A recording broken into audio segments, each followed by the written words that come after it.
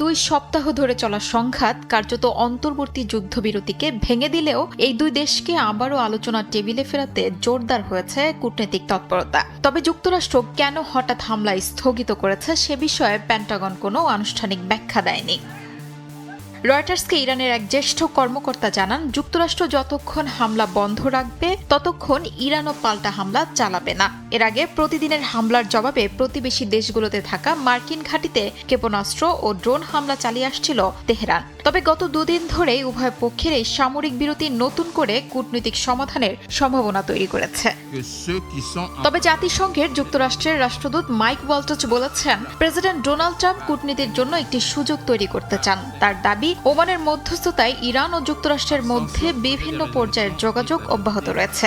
একই সঙ্গে তিনি যুক্তরাষ্ট্রের ক্ষেপণাস্ত্র প্রতিরক্ষা ব্যবস্থার মজুদ দ্রুত ফুরিয়ে আসছে এমন ধারণাও নাকচ করেন।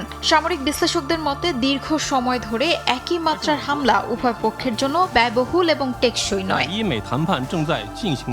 এদিকে ইরানের বাণিজ্যিক জাহাজে ইউক্রেনের হামলার ঘটনায় কঠোর হুঁশিয়ারি দিয়েছে তেহরান। রোববার ইরানের পররাষ্ট্রমন্ত্রী আব্বাস আরাকচি বলেছেন, ইরানের একটি বাণিজ্যিক জাহাজে ইউক্রেনের হামলা একটি গুরুতর ঘটনা এবং এটি কোনোভাবেই সহ্য করা হবে না। আরাকচি জানান, ইউরোপ বিষয়ক প্রধান কাজা কালাস এবং রাশিয়ার পররাষ্ট্রমন্ত্রী সের্গেই ল্যাভরভের সঙ্গে পৃথক ফোন আলাপে তিনি হামলার বিষয়টি তুলে ধরেছেন। তবে হামলার ধরন, ক্ষয়ক্ষতি বা ইরান কী ধরনের পদক্ষেপ নেবে সে বিষয়ে বিস্তারিত কিছুই জানায়নি তেহরান।